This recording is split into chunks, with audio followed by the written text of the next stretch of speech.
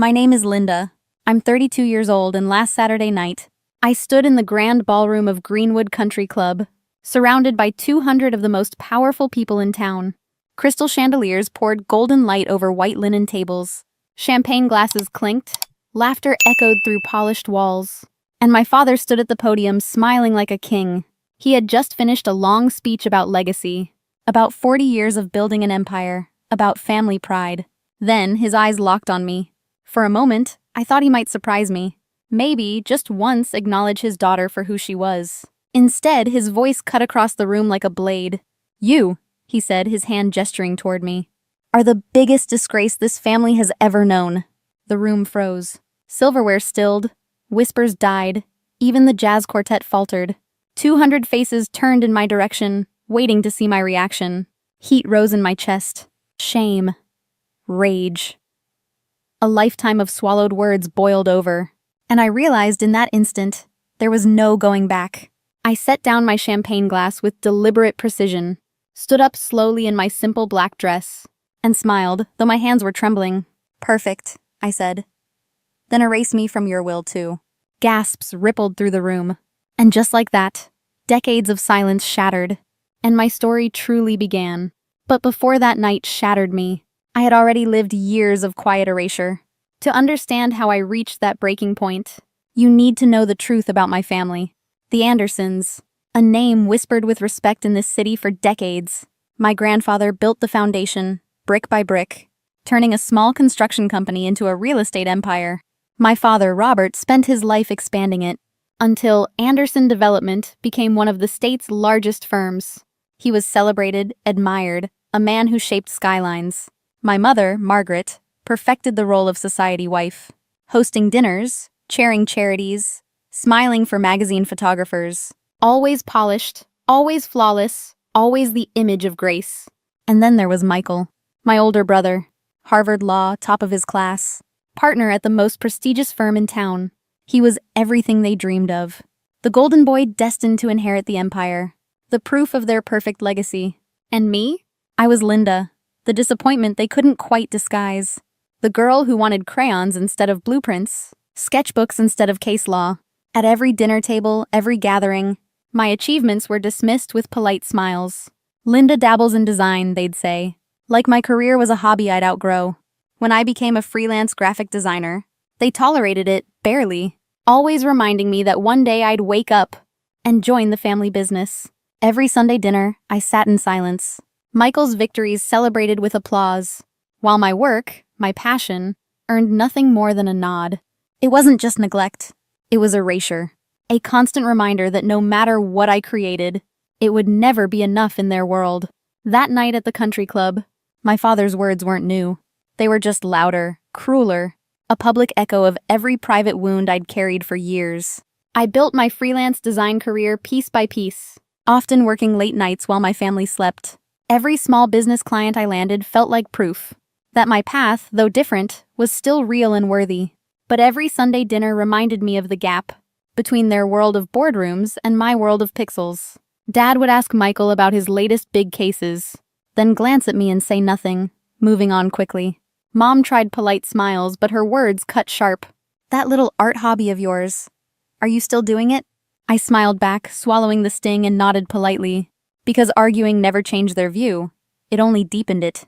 Michael, to his credit, sometimes asked about my projects, but even then, it sounded more like pity than curiosity.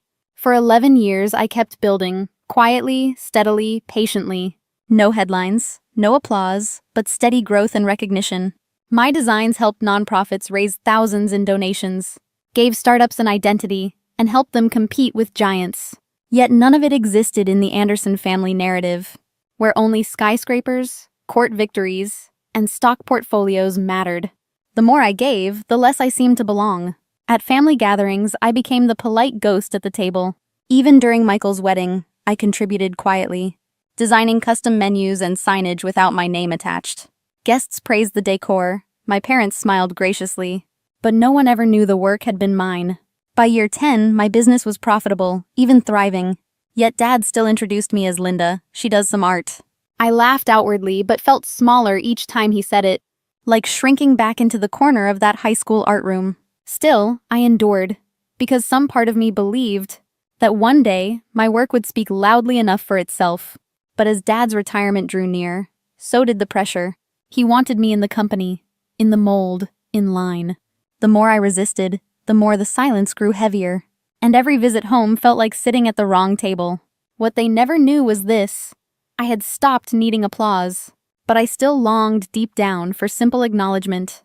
That quiet hunger, that ache to be seen never left me. It burned beneath every polite smile, every swallowed word. They thought my silence meant surrender, but really, it was calm before the storm. The Greenwood Country Club glittered that night, chandeliers glowing above 200 guests. Michael gave his polished speech about Dad's mentorship. The mayor presented a key to the city.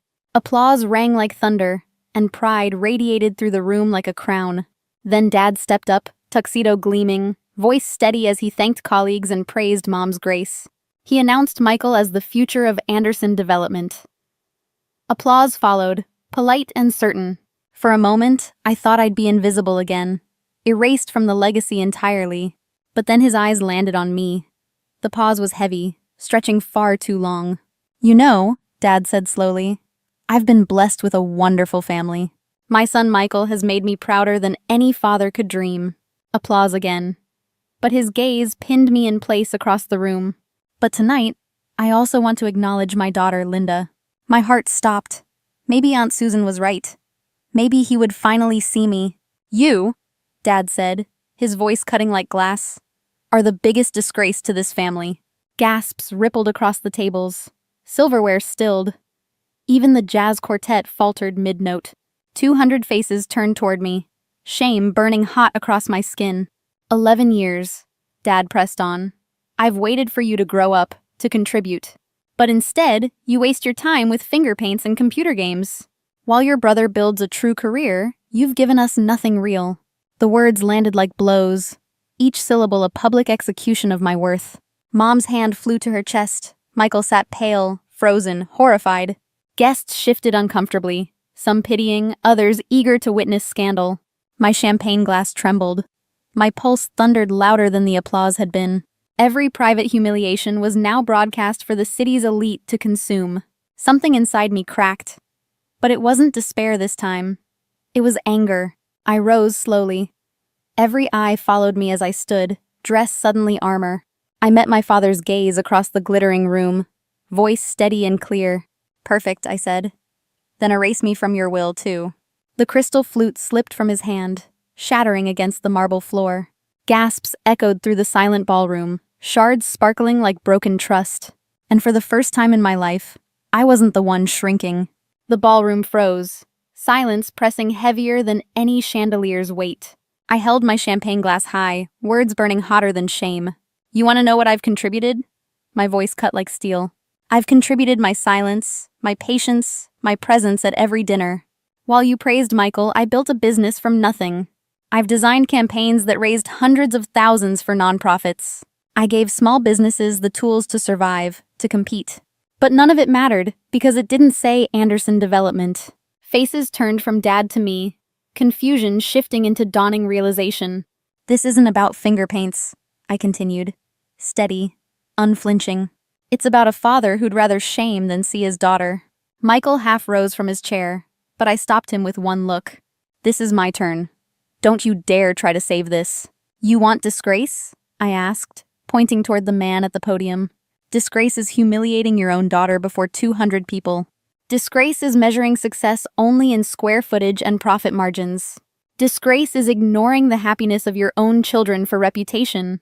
Gasps. Murmurs. A guest whispered, "She's right." Another nodded, stunned. Dad opened his mouth, but no sound came. For once, powerless. I turned slowly, sweeping my gaze across the stunned audience. "You want to record something worth whispering about?" My voice sharpened. "Record this. I will walk out of here and thrive. I will build a design firm so powerful you'll beg for work. And when my name shines in headlines, remember, you called me Disgrace." I drained the last drop of champagne, set the glass down hard. The click echoed like a gavel striking judgment. My judgment, not his. The crowd parted, silent, as I began walking toward the exit. Behind me, Dad finally croaked, "Linda, wait." His voice sounded small. I didn't stop, not yet. My heels hammered against marble, steady. At the doors, I turned once more, eyes locking on his. "Oh, and Dad," I said, my voice cool as ice. "Send my regards to whatever firm you hire to replace me." Gasps again. Guests wide-eyed, phones raised, history being captured live. Then I pushed the doors open and stepped into the night air. The first breath outside tasted like freedom. Sharp, clean, undeniable. The cold night wrapped around me, but inside I felt lighter. For the first time in years, no weight sat pressing on my chest. The silence of my phone, no family demands, felt almost holy. I walked to my car, not as the disgrace, but reborn. By sunrise, videos of the confrontation had spread across social media. Some called me brave. Some called me reckless. All of them watched. For once, I wasn't invisible. For once, they saw me clearly. Clients reached out. Emails filled with opportunities I'd only dreamed about. Not because of pity, but because they saw my strength. My work had value. My voice had value. And so did I. A week later, I signed my biggest contract to date. Not from Anderson Development, but from innovators who wanted authenticity. They said, "We want someone fearless, someone unafraid to stand apart." For years, I thought my difference was weakness. It wasn't. It was the very thing that made me unbreakable, unstoppable. My father's words no longer defined me. My own did. Yes, I lost his approval that night, but I gained myself. And that is worth more than any inheritance, any fleeting applause. To anyone who's been called the black sheep, hear this. You are not broken. You are not less. You are free. If this story struck a chord, comment your thoughts below. Hit like, subscribe, and share this video with someone who needs it. Remember, your worth is never measured by their approval, but by your truth.